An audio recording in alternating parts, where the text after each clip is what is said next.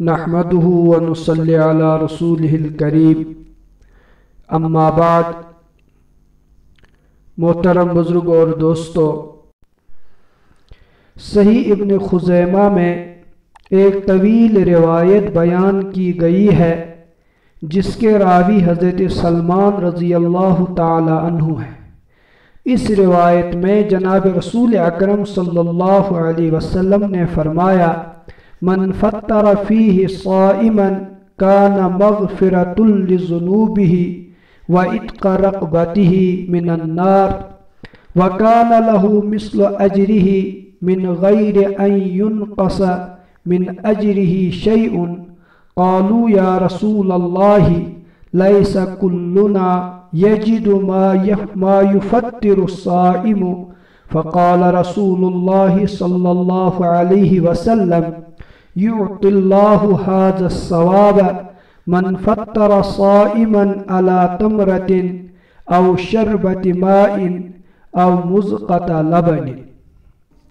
وہ اس روایت میں جناب رسول اکرم صلی اللہ علیہ وسلم نے فرمایا: جو شخص کسی روزے دار کا روزہ افطار کرائے اس کے لیے گناہوں کے معاف ہونے اور آگ سے خلاصی کا سبب ہوگا، اور روزے دار کے ثواب کی مانند اس کو ثواب ہوگا، مگر اس روزے دار کے ثواب سے کچھ کم نہیں کیا جائے گا۔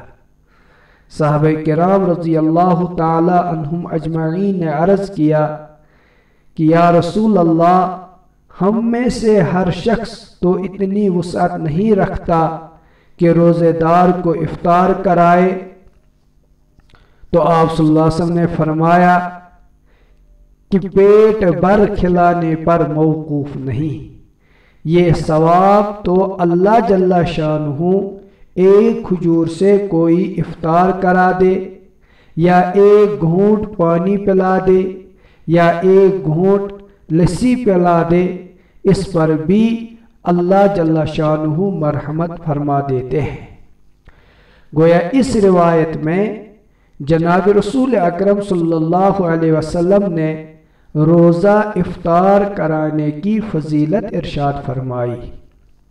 ایک اور روایت میں آتا ہے: جو شخص حلال کمائی سے رمضان میں روزہ افطار کرائے اس پر رمضان کی راتوں میں فرشتے رحمت بھیجتے ہیں، اور شب قدر میں جبرائیل علیہ السلام اس سے مصافحہ کرتے ہیں، اور جس سے حضرت جبرائیل علیہ السلام مصافحہ کرتے ہیں اس کی علامت یہ ہے کہ اس کے دل میں رقت پیدا ہوتی ہے اور آنکھوں سے آنسو بہتے ہیں۔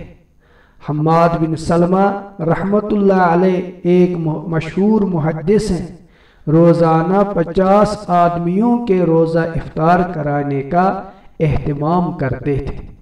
اس لیے میرے محترم بزرگ اور دوستو، ہم کو بھی ان چیزوں کا اہتمام کرنا چاہیے۔ اس روایت کے اخیر میں جناب رسول اکرم صلی اللہ علیہ وسلم نے یہ بھی ارشاد فرمایا: وَمَنْ أَسْقَى صَائِمًا سَقَاهُ اللَّهُ مِنْ حَوْضِهِ شَرْبَةً لَا يَظْمَأُ حَتَّى يَدْخُلَ الْجَنَّةَ۔ آپ صلی اللہ علیہ وسلم نے فرمایا: جو شخص کسی روزے دار کو پانی پلائے، حق تعالی شانہ قیامت کے دن میری حوض سے اس کو ایسا پانی پلائیں گے جس کے بعد جنت میں داخل ہونے تک پیاس نہیں لگے گی۔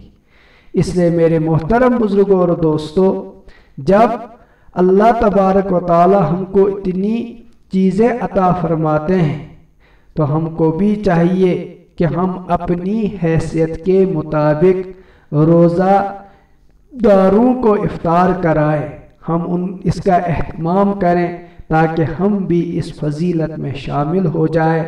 اللہ تبارک و تعالی سننے سے زیادہ عمل کی توفیق عطا فرمائے۔ وآخر دعوانا ان الحمد للہ رب العالمین۔